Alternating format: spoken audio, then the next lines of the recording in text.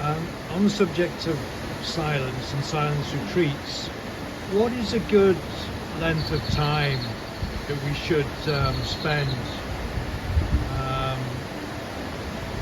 in total silence? I understand that there'll be an introductory part and a conclusive part to the retreat, but what's an ideal number of days that we should be spending? So from my experience, it takes like at least 1 or 2 days before the previous conversations that we had are starting to kind of dim out, and we need some buffer of a day before we start to communicate again. So before we start planning what we're going to say to the people we're going to meet after.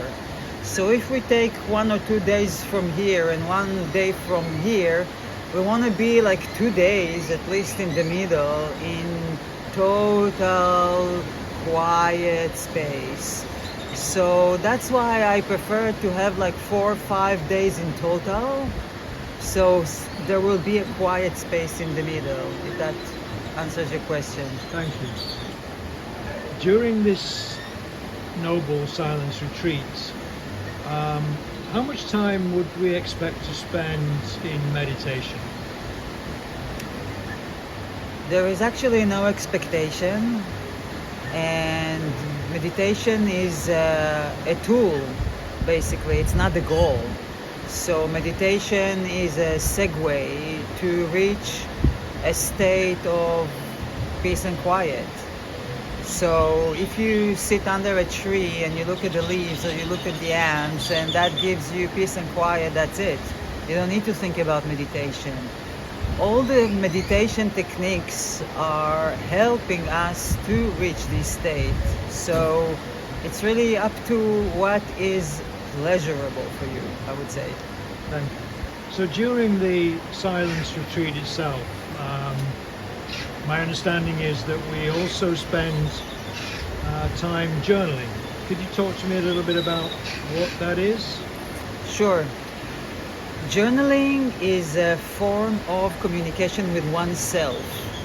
So we can ask ourselves questions and then answer to ourselves. So it's a form of practice that is enabling us to hear our own thoughts, to discover our own inner voice, to actually focus ourselves and ask ourselves a question: how do I feel now? What kind of thoughts do I have? What do I want to do with my life? All kind of thoughts that, all kind of questions that when we write them down and we actually sit and write the answer, it helps us bring up the voices from within. Thank you.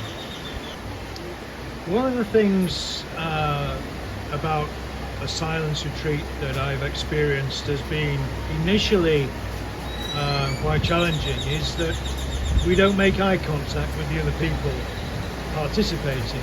Can you talk a bit about that? Sure. Eye contact is amazing.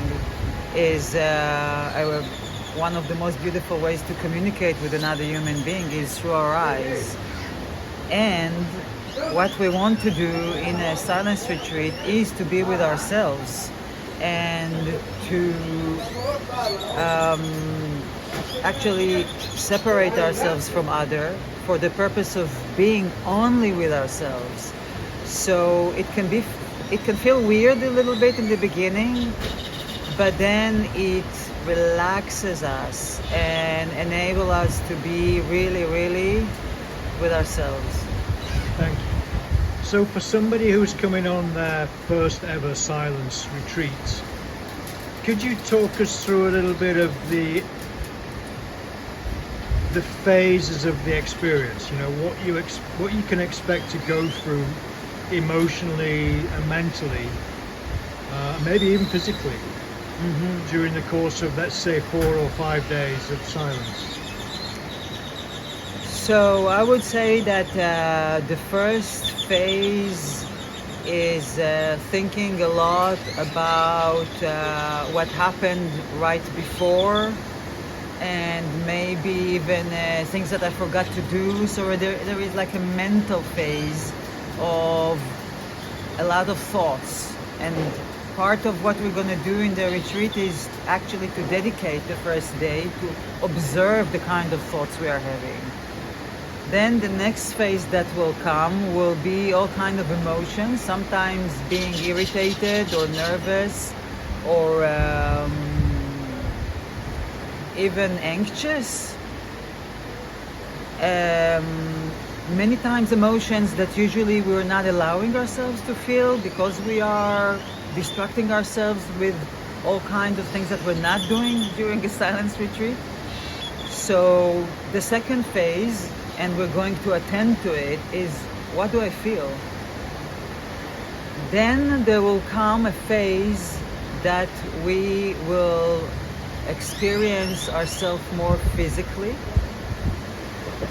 and will drop into a more natural, childlike, animal-like state of being, of even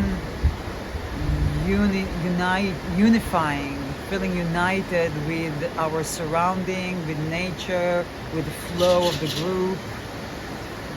And then there will be a moment in which we would want to stay like that forever. And it will be the time to step out of it. Okay, thank you. So on a practical level, yeah, we can see different types of retreats on offer, constantly offering lots of distractions, actually. And here there's a retreat being offered which is anti-distraction and totally together with yourself in nature. That could be challenging. It could be challenging from the perspective of why should I dedicate so much of my time to doing nothing without even any communication if I do it properly. What sort of challenges are we likely to face in the first, even the pre-days, before actually making a commitment to this, and then once making a commitment during the first maybe a few hours, it might be challenging. I've got work pressures, I've got family pressures, I've got, I don't know, project running that I need to check on, all these things we have to drop. And everybody's busy all the time, clearly. But this is an expectation that we need to be able to walk away from all this for a period of a few days, for our own goodness. Can you give us a sense of the initial challenges? Well, you basically nailed it all. And it's all connected to this little phone that we are in touch with constantly. So I would say the biggest first challenge would be to be away from the phone. So that I would say would be the biggest challenge in the beginning. Okay, thank you. Can you talk about breakthroughs, personal breakthroughs that you could expect or be likely to experience? It's like vast as the universe. Everyone can experience something completely different, and that is the right thing for them to experience at that moment. I can give an example from one silence retreat that I had by myself, and my goal was to open my heart, and I actually started to feel pain in my heart. And each time I was like, heart, what is going on? And my heart was telling me, you are now in judgment of others, so come back to the heart. And I was like, okay. Came back to my heart, the pain left. After a few hours, oh my God, heart, what is going on? You're in judgment again. Oh, okay, back to my heart, pain was gone. And I was like this for a whole week. Every few hours I would have a pain, and I would see that actually I have judgmental thoughts. So practicing this until at the end of this week I was like, Wow, wow, that was a very, very big learning for me. So that's one example for something that can happen to you. Thank you. I could imagine that at the beginning of a silence retreat, the people, the individuals there would be in one place and at the end another place. Can you give me a sense of how it would feel for the group at the end of the week Yeah. or a few days? At the end of this silence retreat, usually what we experience is a sense of intimacy that has nothing to do with knowing anything about that person from like a resume point of view. We don't know anything about their lives, we don't know anything about where they're from or what they do, but we feel them. We know how it feels to be next to them. And that's a very different feeling, a very sweet feeling, a very heartfelt feeling. Thank you. So we talk about silence, noble silence. What about stillness? Good question.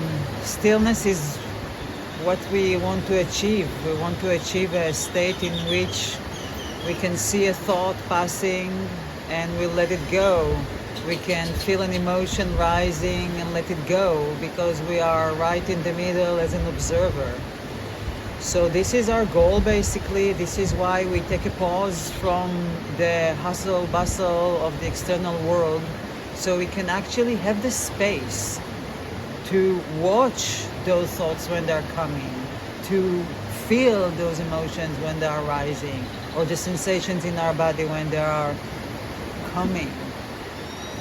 So the whole purpose of being in silence is to enable us to reach this point of stillness where we can actually be the observer. Thank you.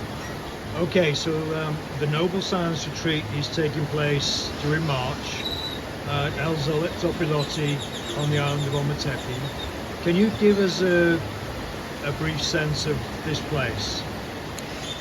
Yeah, well, Zopilote is one of the first places here on the island of Ometepe that were created as a getaway from the outside world. Like a little forest. It's a permaculture farm. It's very quiet. It has a beautiful view. It has the space to just be. That's the sense over there. It's very chilled. It's very relaxed. It's very natural, very down to earth and simple. And this is where we can experience these qualities of being in nature, being in simplicity, being quiet. Thank you.